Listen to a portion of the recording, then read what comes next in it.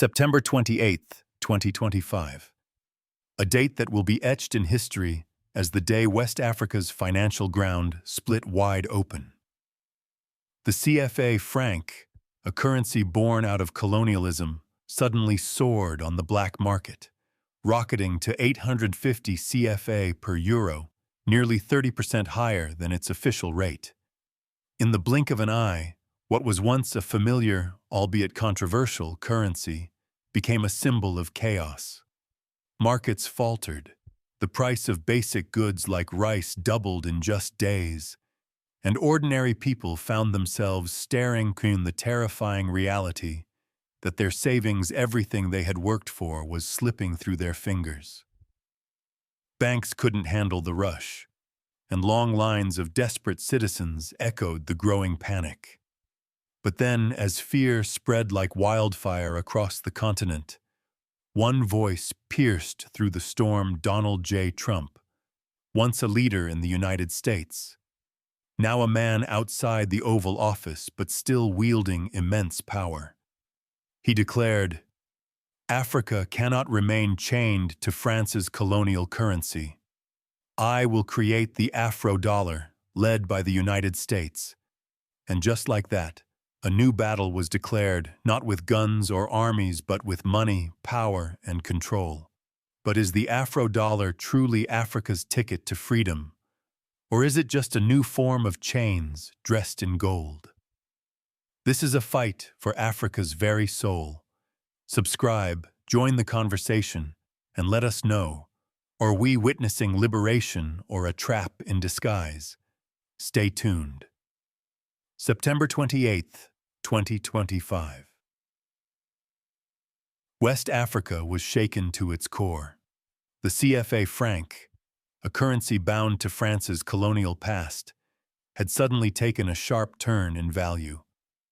On the black market, it soared to an alarming 850 CFA per euro, a staggering 30% above the official exchange rate. Within days, the once stable currency, long considered a relic of colonial times, became the trigger for widespread economic turmoil. As markets collapsed and prices shot through the roof, everyday people found themselves in a panic. The price of rice in Ouagadougou, Burkina Faso's capital, doubled in a matter of weeks. People rushed to the banks, fearing that their savings were being eaten away by inflation. Long lines snaked out the doors, stretching down the streets, as citizens, both old and young, desperately tried to secure what little they had left. But this wasn't just about money. It was a crisis of trust in a financial system that, for decades, had kept the African continent tethered to its colonial past. No one had seen this coming. Or had they? In the midst of the chaos, a figure emerged who would change everything. Ibrahim Traoré, the young president of Burkina Faso, stepped up to the plate with a message that would echo throughout the continent. "We cannot exchange one chain for another." His words rang out as a defiant cry against the colonial ties that still held many African economies hostage. The CFA Frank, once the symbol of French influence, was now seen by many as a financial leash-on that not only drained Africa's resources, but also kept its economies bound to decisions made in Paris. Traoré's stance was clear. The CFA had to go. But it wasn't just about removing the old currency, it was about creating something new. Something that Africans could control, something that would allow them to break free from the grip of foreign powers. This was not just about economics. It was a statement of independence, dignity, and sovereignty. His declaration sparked a wave of support across West Africa. In Mali, in Niger, and across the region, Traoré found allies in leaders and citizens who, for the first time in decades, felt a renewed sense of possibility. The idea of a sovereign African currency, designed and controlled by Africans for Africans, suddenly felt within reach. But the journey was far from simple. As Traore's vision began to take shape, the world was watching closely. What started as a regional financial crisis was now becoming a battle for Africa's soul. And then, just as the continent dared to dream of financial freedom, an even bigger force entered the fray: Donald J. Trump. Would Traore's defiance lead to the creation of a truly independent African currency, or would outside forces, whether from Washington, Paris, or Beijing, continue to pull the strings? The battle for Africa's financial future was just beginning. Just as West Africa began to grapple with the turmoil caused by the CFA Frank crisis, a new storm brewed on the other side of the world.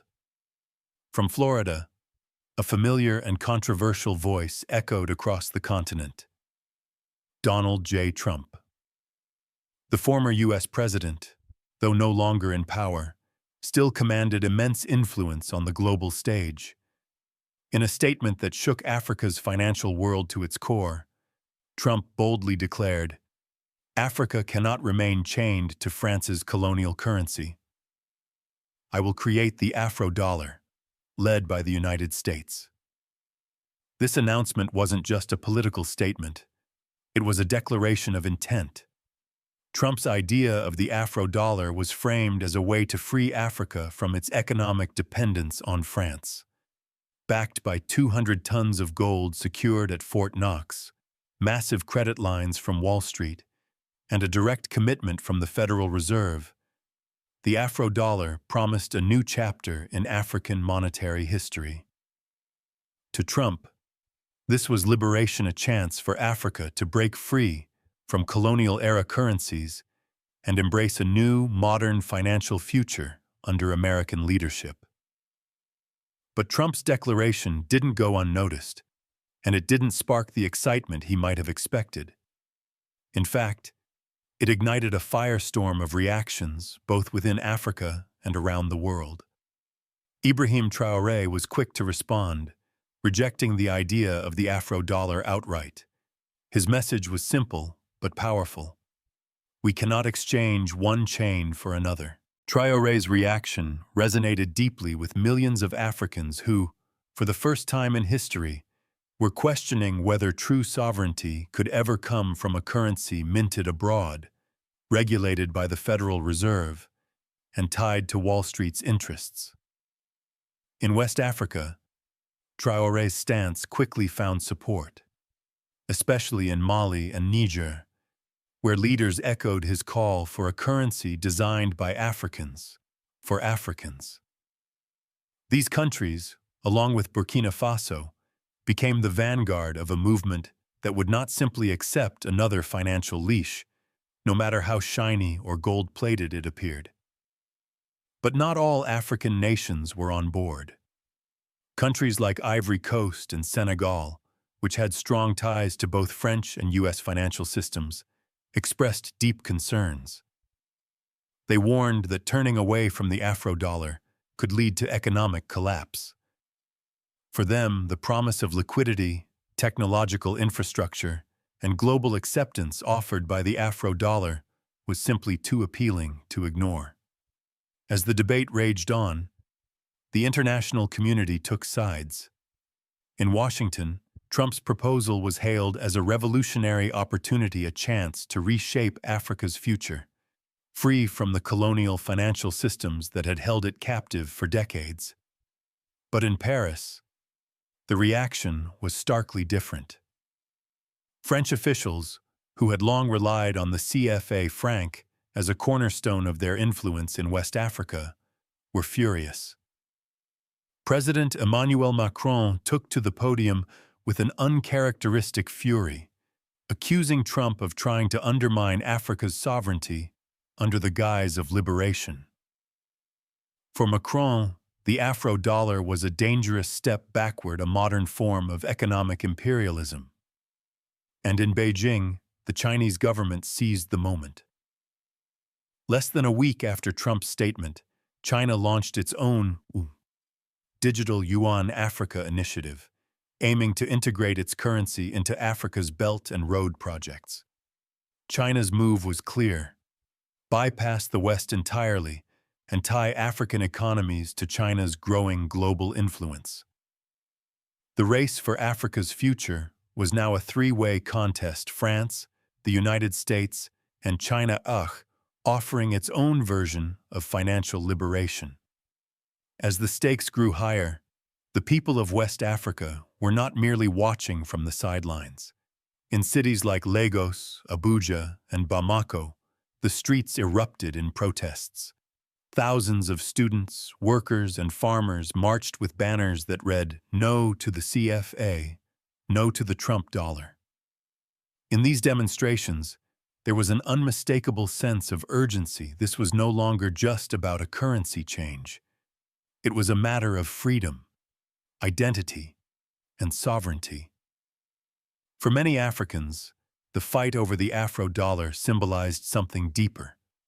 It wasn't just about economic systems, it was about whether Africa would continue to rent its financial sovereignty from foreign powers, or whether it would take a bold step toward independence. Ibrahim Traoré's reaction was quickly becoming the rallying cry for a new generation, a generation that refused to be shackled by any form of financial colonialism. But even as the protests grew louder, the stakes continued to rise. The battle for Africa's currency wasn't just an African issue anymore.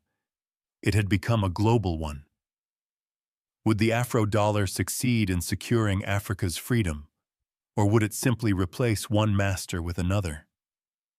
Was Traoré's dream of an African-designed currency a pipe dream, or was it the start of a new chapter in Africa's financial history? As the clock ticked on, one thing was certain. The world was watching, and the choices made now would shape Africa's destiny for generations.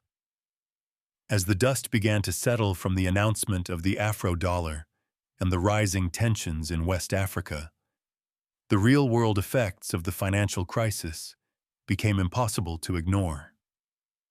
The sudden spike in the CFA Frank's black market value had already sent shockwaves through local economies. And now, with the possibility of a new US-backed currency looming on the horizon, things were getting even more unstable. In Ouagadougou, the capital of Burkina Faso, the price of rice, the staple of daily life, more than doubled.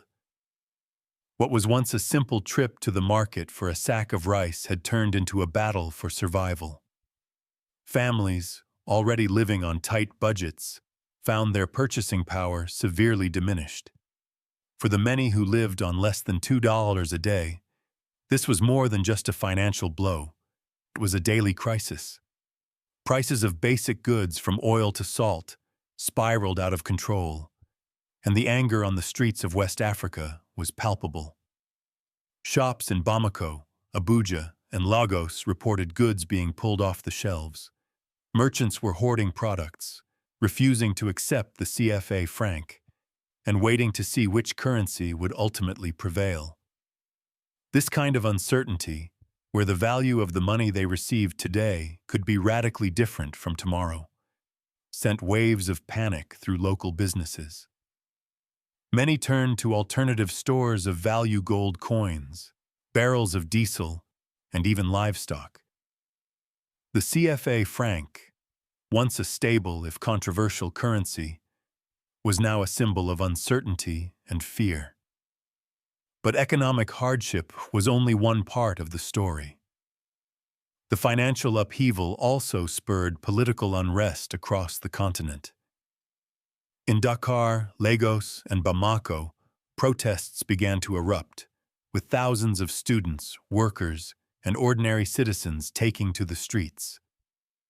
The signs were simple, yet powerful. No to the CFA, no to Trump dollar. This wasn't just about economics anymore. It was a call for Africa's dignity, a demand that the continent no longer remain under the financial thumb of foreign powers. These protests were no longer confined to university campuses or city centers. They spilled into the countryside, into the villages where life was already tough, But now the stakes had become existential. Farmers in rural areas, who had seen their already meager profits cut by soaring prices, began to speak out. Many of them rallied behind Ibrahim Traoré's message: the currency must be designed by Africans, for Africans. They argued that true sovereignty could not be achieved if Africa continued to rely on foreign-backed currencies that served the interests of the West, not the people. What began as a fight against economic exploitation soon evolved into something far more powerful: a generational revolt. This was no longer about dollars, francs, or yuanit. It was about Africa's future and whether the continent would be allowed to define its own path.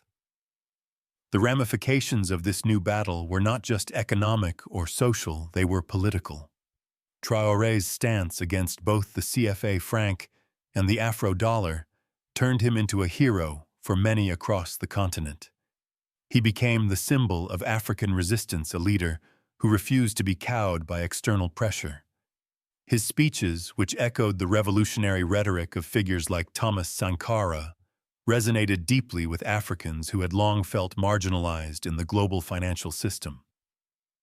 But not everyone supported Traoré's vision. Countries like Ivory Coast and Senegal, heavily tied to both French and U.S. financial systems, voiced concerns about the potential for economic collapse if they moved away from the existing financial infrastructure. The fear was clear.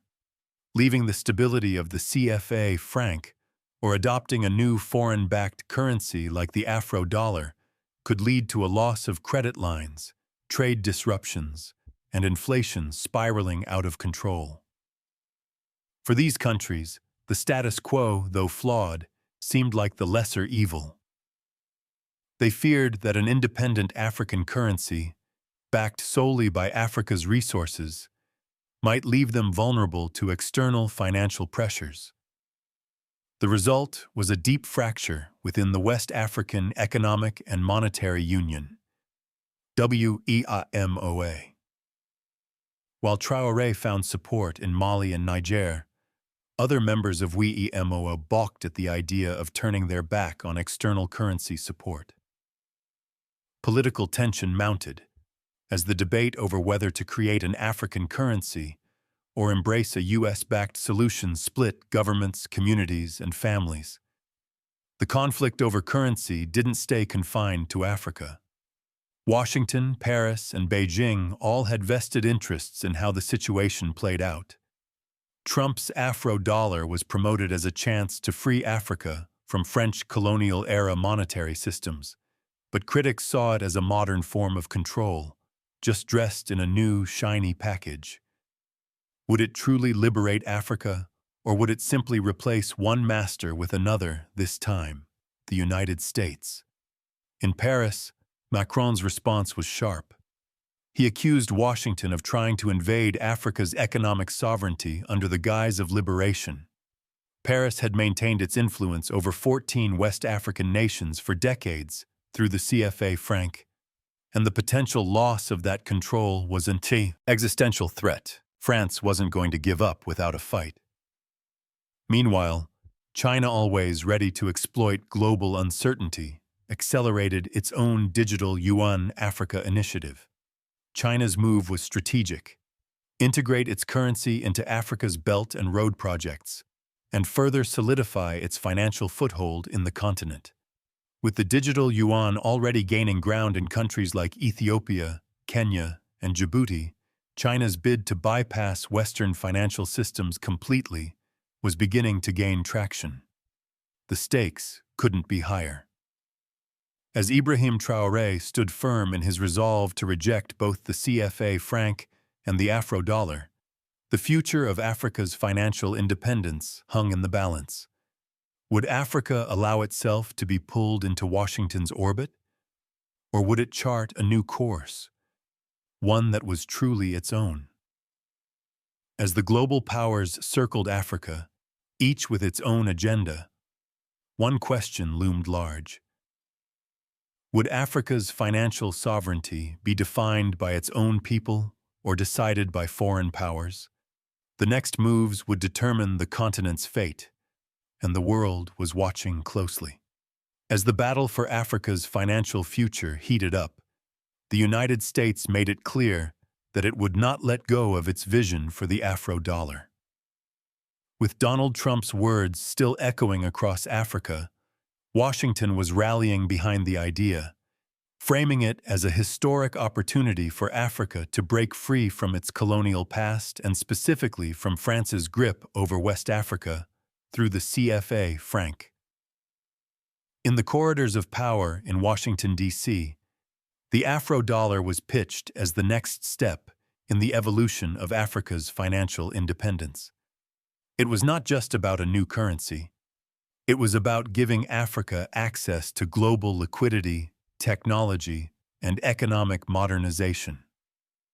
The backing of 200 tons of gold at Fort Knox, $10 billion in credit from Wall Street's most powerful financial institutions, and a direct commitment from the Federal Reserve painted a picture of a bright, prosperous future for Africa only, free from the constraints of the old colonial systems. But critics in the U.S. were quick to raise alarms. In the Senate, discussions about the Afro Dollar became heated.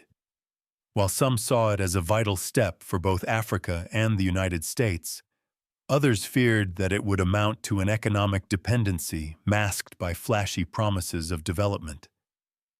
If the U.S. controlled the currency supply, the power dynamics would shift dramatically, giving Washington unparalleled influence over Africa's economy. The risks of this kind of financial leverage were not lost on many, especially when the shadow of monetary imperialism loomed large.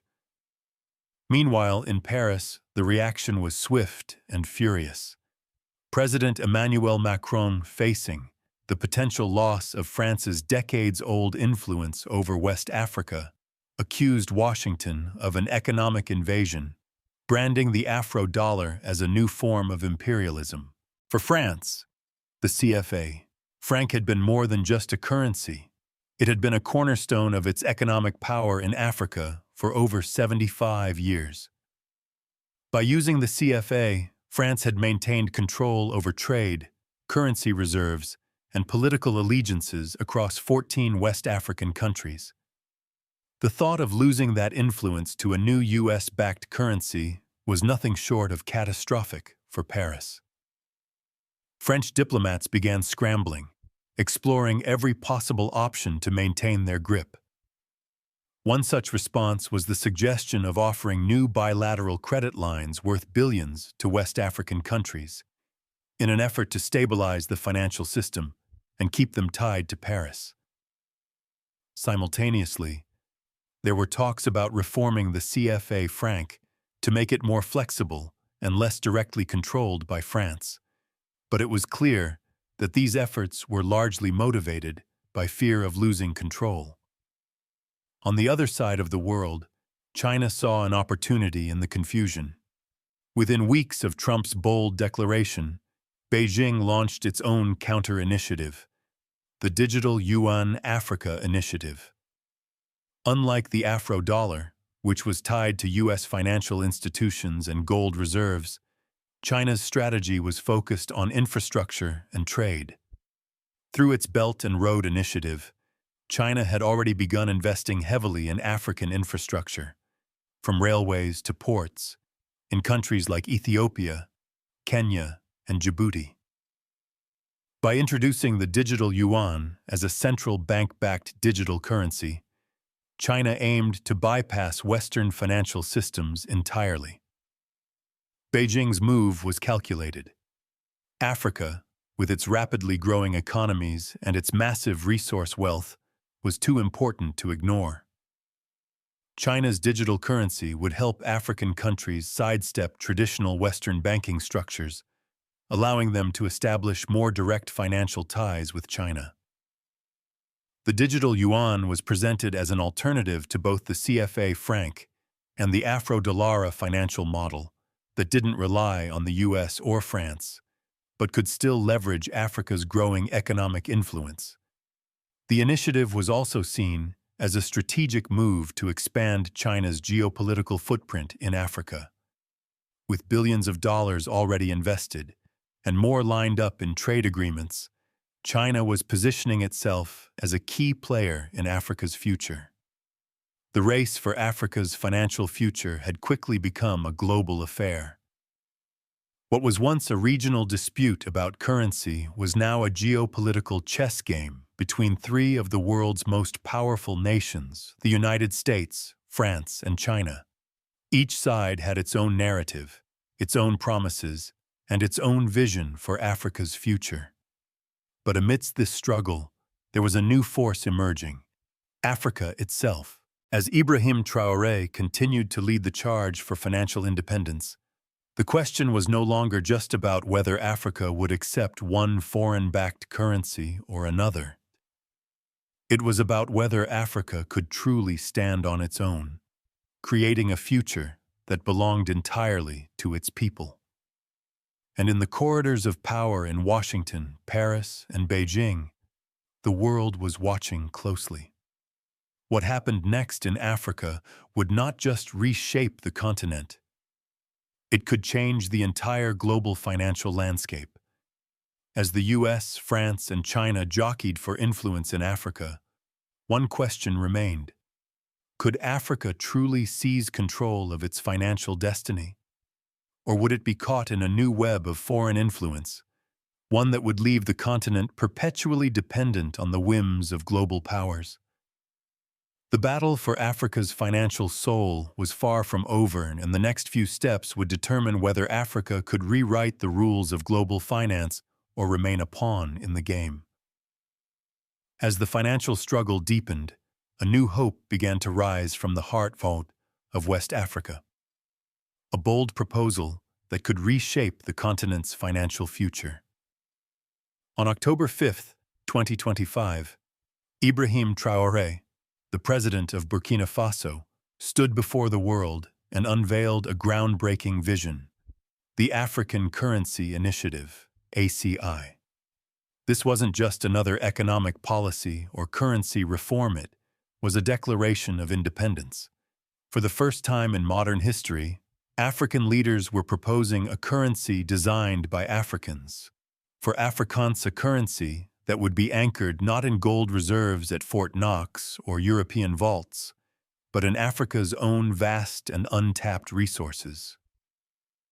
Gold from Burkina Faso and Mali, cobalt from the Congo, oil from Nigeria and Angola, and agricultural surpluses from across the Sahel would form the backbone of this new currency.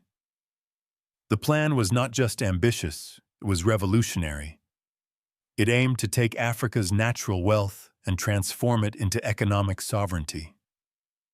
Despite the enthusiasm surrounding the ACI, the path forward would not be easy. The challenges were immense, both in terms of implementation and political buy-in. For one, harmonizing fiscal policies across more than 50 African nations, each with its own unique economic circumstances, would be no small feat.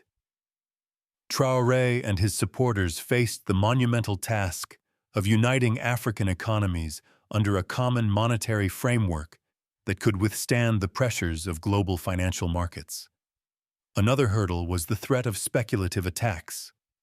With billions of dollars in foreign investment at stake, there was a very real risk that financial markets would target the new currency, attempting to destabilize it for profit. Africa had to ensure that its new currency was protected from manipulation, whether by external forces or internal greed. Finally, there was the issue of the unbanked population. Over 350 million Africans currently have no access to formal banking systems. The ACI proposed integrating a digital version of the currency, linked to Africa's growing mobile payment networks.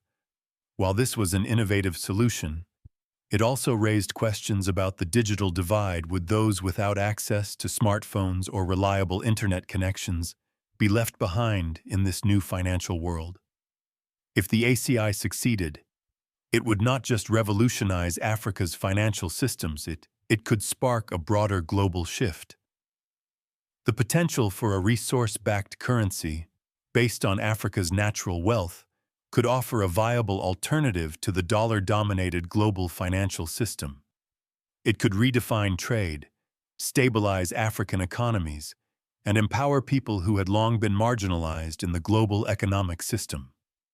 For Africa's citizens, the ACI was more than just a currency. It was a symbol of dignity, a reclamation of economic control that transcended mere numbers and coins. The support for the initiative was widespread, with surveys showing that more than 72% of Africans believed the continent needed its own independent currency within the next decade. This was a clear signal that the idea of a unified Africa, with control over its own financial destiny, was no longer just a dream, it was within reach. And yet, the challenges remained. Could Africa rise above the internal divisions that had plagued it for so long? Could the continent overcome the forces of external influence, whether from the US, France, or China that sought to keep it in their financial orbit? The battle for Africa's financial future was far from over. With the African Currency Initiative on the table, Africa had made a powerful statement. But the question remained, can Africa truly break free from the chains of foreign control? Or will it be forced to accept another form of dependency? As the ACI initiative moved forward, the stakes had never been higher. Would it succeed, reshaping the global financial landscape? Or would it falter under the weight of economic pressures and political resistance? As we stand at the crossroads of Africa's financial future, one thing is certain: the stakes have never been higher. The fight for Africa's financial soul is no longer just a debate over currency. It is a battle for sovereignty, dignity, and self-determination. Ibrahim Traoré's defiant stance against the CFA Frank and the Afro Dollar has ignited a fire that cannot be extinguished. His vision of an African-led currency, grounded in the continent's vast resources, represents more than just a financial shift. It is a symbol of independence. For decades, Africa's financial systems have been shaped by foreign powers, whether it was the colonial-era CFA Frank tied to Paris, or the looming threat of new currencies backed by Washington or Beijing. But now, the question being asked across the continent is not just who will control the money, but who will control the future. The proposal of the African Currency Initiative, ACI, offers a glimpse of a different future, one where Africa's resources fuel Africa's growth, where decisions are made not in Paris, Washington, or Beijing, but in Ouagadougou, Abuja, and Lagos. But the journey is not without its risks. The ACI may offer hope, but it also brings challenges, political divisions, economic pressures, and the looming specter of foreign influence. Can Africa truly break free from the financial chains that have held it for centuries? Or will it once again find itself locked into a new system of dependency, this time digital and dressed in gold? The choice is in Africa's hands, but it will require unity, courage, and a willingness to face the difficult questions about who will hold the keys to the continent's future.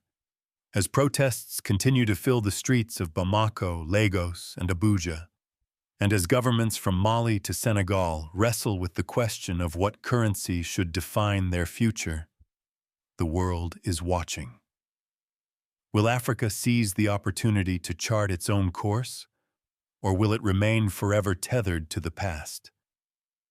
This is where you come in. The future of Africa, and indeed the global order, is at a crossroads. The next chapter is being written right now. What do you think?